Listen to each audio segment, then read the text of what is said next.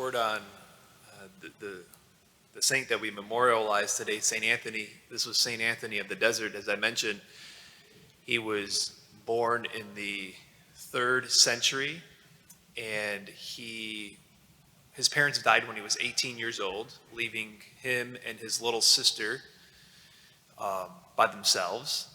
And it wasn't too long after the death of his parents that he started contemplating the scriptures of turning in his wealth, and the parents, and specifically it was Matthew 19, if you wish to be perfect, go and sell your possessions and give them to the poor. And it was upon a day that he walked in the church, and that was as that was on his mind, as he walked in the church, that was the scripture that was being proclaimed, and he was moved to do that. He sold his estate. He gave it to the poor while still making sure that his sister was cared for. He then devoted his life to a life of prayer, eventually living as a hermit, going out to the desert. And what's really beautiful in his writings, and he's such a spiritual giant, and in his writings, Athanasius writes on the story of Saint Anthony, and what it depicts is really the spiritual battle in which that he went through. You think, okay, so he left everything, he devoted his life to prayer. I know he left all worldly distractions. What could be the battle for him? And it really lays out the spiritual battle, which the Catechism talks about, and we know to be the case just in our day-to-day life. It's like, hey, things can be going well, and then there can be an onslaught with listening to lies. It can be the times of consolation where our hearts feel really close to God, and then times of desolation can come the next day.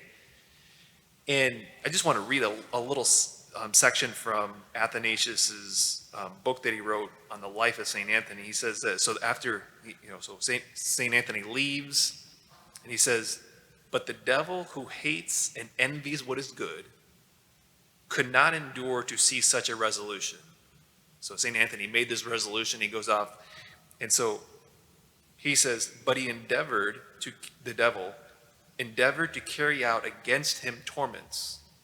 First of all, he tried to lead him away from the discipline, whispering to him the remembrance of his wealth, care for his sister, claims of kindred, love of money, love of glory, the various pleasures of the table, and the other relaxations of life, and at last the difficulty of virtue and the labor of it."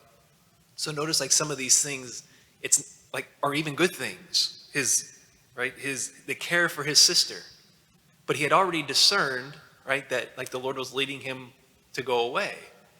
But the whispering of the evil one, of kind of just enticing him, trying to throw him off, trying to leave his, to change from the resolve of which he set out to do, goes on, he says, the devil also suggested the infirmity of the body and the length of the time. In a word, he raised in his mind a great dust of debate, wishing to debar him from his settled purpose. If you've been in my office, I have a painting of kind of this scene. It's a work of Michelangelo called The Torment of St. Anthony. And St. Anthony's there, and it's got all just these little demons that are around St. Anthony. I think there's 11, 12 of them. And what's striking is the fact that Anthony's face is just so locked in a spot of peace. He's so locked in, firm, or we might say he's anchored, which brings me to the close of, it's beautifully, St. Anthony falls coincidentally on this day that we hear from this section in the letter of the Hebrews. It says, part of the thing that Rick read was this: "So when God wanted to give the heirs of his promise," which who's the heir of his promise? It's us. When God wanted to give the heirs of his promise an even clearer demonstration of the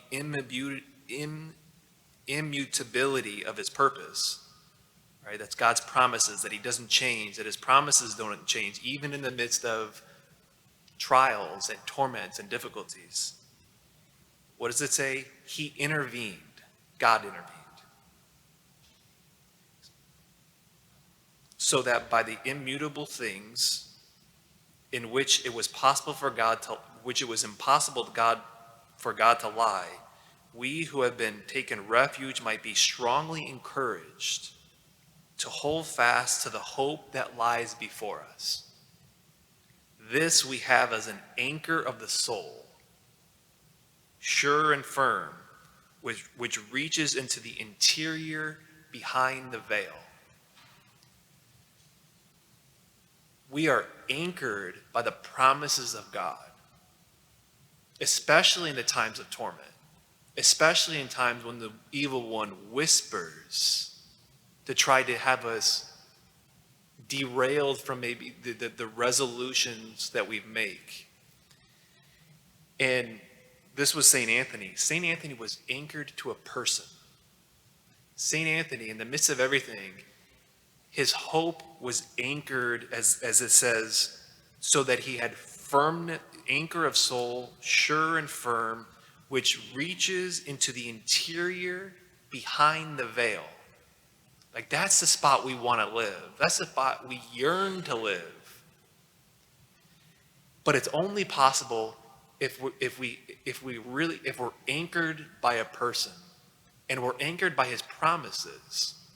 We're heirs to his promises. The good Father has promises, and the good Father doesn't put promises out there and says, well, these aren't for you. There's immutability of his purpose, the letter of Hebrews says. So as we head off today, as we enter into this Eucharist, the question is like, am I anchored? Or what am I anchored in? Am I anchored into a person?